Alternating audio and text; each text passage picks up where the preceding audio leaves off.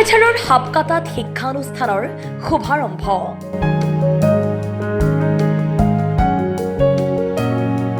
আনন্দমঠ জাতীয় বিদ্যালয় senior secondary স্কুলৰ শুভ উদ্বোধন কৰে স্থানীয় বিধায়ক জিৰণ বসুমতাৰীয়ে। এক নতুন দৃষ্টিভংগী আৰু গুণগত শিক্ষা ব্যৱস্থালৈ হাবকাটা আনন্দমঠ হায়াৰ ছেকেণ্ডেৰীত আৰম্ভ হ'ব পাঠদান প্ৰক্ৰিয়া। কোকৰাঝাৰ জিলাৰ গোসাইগাঁও মহকুমাৰ হাবকাটা আনন্দমঠ জাতীয় বিদ্যালয়ত 2019 চনত প্ৰতিষ্ঠা লাভ কৰা অসমীয়া মাধ্যমৰ ব্যক্তিগত খণ্ডৰ শিক্ষানুষ্ঠান আনন্দমঠ জাতীয় বিদ্যালয়ত নতুনকৈ সংযোজন কৰা হয় কলা শাখাৰ ছিনিয়ৰ ছেকেণ্ডেৰী স্কুলৰ। আনুষ্ঠানিকভাৱে দুৱাৰ মুকলি কৰে স্থানীয় বিধায়ক জিৰণ বসুমতাৰীয়ে। অকল ইয়াত হাবকাটা যিটো আজি হায়াৰ ছেকেণ্ডেৰী এখন আনন্দমঠ জাতীয় বিদ্যালয় বুলি নামকৰণ দি স্কুল আজি কলেজ এখন মানে স্থাপন কৰা হৈছে, আজি মুকলি কৰা হয়। এইটো বিষয়ে ক'বলৈ গ'লে এইটোকে ক'ব লাগিব যে আমাৰ অঞ্চলখন শিক্ষা দীক্ষাত বেলেগ জেগাৰ দৰে তেনেকুৱাকৈ আমি ইমান আগবাঢ়িব পৰা নাই। গতিকে আজি এই হাবকাটা অঞ্চলত যিটো আজি হায়াৰ ছেকেণ্ডেৰী ইয়াত গঢ়ি তোলা হৈছে আৰু এইটো সম্পূৰ্ণকৈ প্ৰাইভেট ইয়াত হ'ব আৰু যি স্বত্বাধিকাৰীয়ে এইটো আগভাগ লৈছে মই তেখেতক ধন্যবাদ জ্ঞাপন কৰিছোঁ। আৰু যিসকল ইয়াৰ প্ৰিন্সিপালকে আদি কৰি আমাৰ ষ্টাফসকলে আহিব, নিশ্চয়কৈ আমাৰ ভাল ভাল শিক্ষকসকলে ইয়াত নিযুক্তি পাব। আৰু মই ভাবোঁ আমাৰ এই অঞ্চলৰ ল'ৰা ছোৱালীসকলৰ কাৰণে ভাল এটা শিক্ষা যিটো লোৱাৰ যিটো ব্যৱস্থা এইটো আমাৰ হায়াৰ ছেকেণ্ডেৰী এখন দিব পাৰিব মই আশা কৰিছোঁ। কাৰণ গুণগত শিক্ষাত আমাৰ প্ৰয়োজন আছে।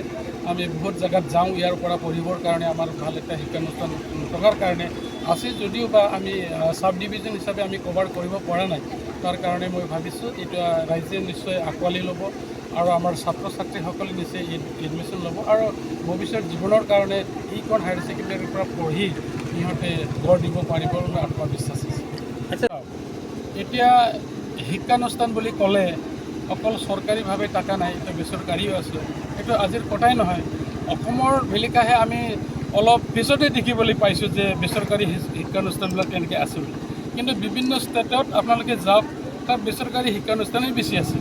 যদি আপোনালোকে আমাৰ ওচৰতে আছে যিবিলাক পাহাৰীয়া অঞ্চল, নাগালেণ্ডত গ'লে আপোনালোকে এনেকৈ দেখিব যে 10-12জন ষ্টুডেণ্টৰ কাৰণে তাত তেনেকৈ মানে বেচৰকাৰী LP স্কুল কিবা কিবি গঢ়ি উঠে আগৰ পৰাই। এইটো আজি নতুন কথা নহয়।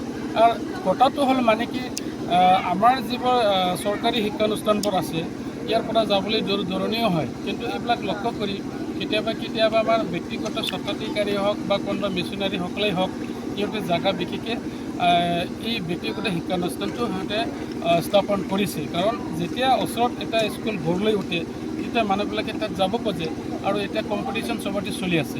এতিয়া চাওক, যদি চৰকাৰী বুলি আমি কওঁ, আপোনালোকে নিশ্চয় আজি তাৰিখত দেখিবলৈ পাইছে বিভিন্ন জেগাত আমাৰ চৰকাৰৰ পৰাও আমি মডেল স্কুল হিচাপে আমি এতিয়া নিৰ্মাণ কৰি আছোঁ, য'ত আমি 100% গুণগত শিক্ষা দিবৰ কাৰণে আমি যোজনা চলাইছোঁ।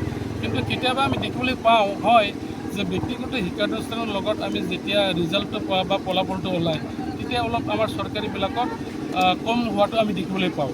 কিন্তু এইটো নহয় যে চৰকাৰী মানে খুব মানে পিছ পৰি আছে, তেনেকুৱা নহয়। এইটো মানে নিৰ্ভৰ কৰে আমাৰ যিকোন পঢ়াশালীত যিসকল মানে আমাৰ প্ৰিন্সিপাল বা আমাৰ হেডমাষ্টাৰ বা শিক্ষক যিসকল আছে সিহঁতৰ মানসিকতাৰ ওপৰত নিৰ্ভৰ কৰে। আপোনালোকে চাওক যে কটন কলেজ আছে আমাৰ অসমত, তেনেকুৱাকৈ বহুত মানে পুৰণি আগৰ পৰাই নাম জ্বলা, এতিয়াতো তাৰ ম্লান হৈ যোৱা নাই। তেনেকুৱাকৈ বহুত শিক্ষানুষ্ঠান আছে যি শিক্ষানুষ্ঠানবোৰে চৰকাৰী হ'লেও আজি আমাৰ গোটেই অসমখন জিলিকাই ৰাখিছে। গতিকে মই ভাবোঁ ইয়াত ব্যক্তিগত বা বেচৰকাৰী আৰু চৰকাৰী শিক্ষাখণ্ডৰ এটা ডাঙৰ এটা ব্যৱধান আছে বুলি মই নাভাবোঁ। এইটো নিৰ্ভৰ কৰে একোখন স্কুলৰ যিসকল আমাৰ শিক্ষক শিক্ষয়িত্ৰী আছে। গোসাইগাঁৱৰ পৰা সাইফুল ইছলামৰ ৰিপৰ্ট, অসম টাইম। ঘৰত আনন্দ আৰু সম্পৰ্কৰ চমক বজাই ৰাখিবলৈ জৰুৰী হৈছে সকলো আনন্দময় মুহূৰ্তত মৰমৰ উপহাৰ দিয়াটো। সেইবাবে মধুশ্ৰী জুৱেলাৰ্ছে আনিছে সকলো ৰঙীন ক্ষণৰ বাবে বিশেষ গহনা। হীৰাৰে হওক, সোণৰে হওক বা ৰূপৰে হওক, শ্ৰেষ্ঠ ডিজাইনছ আৰু হলমাৰ্কযুক্ত গহনাই ৰাখে সম্পৰ্কক নিখুঁত। তেনেহ'লে আজিয়ে আনক আনন্দ মধুশ্ৰী জুৱেলাৰ্ছৰ সৈতে। যোগাযোগ কৰক 7028000341 নাইবা ভিজিট কৰক LNB ৰোড, নলবাৰী, অসম।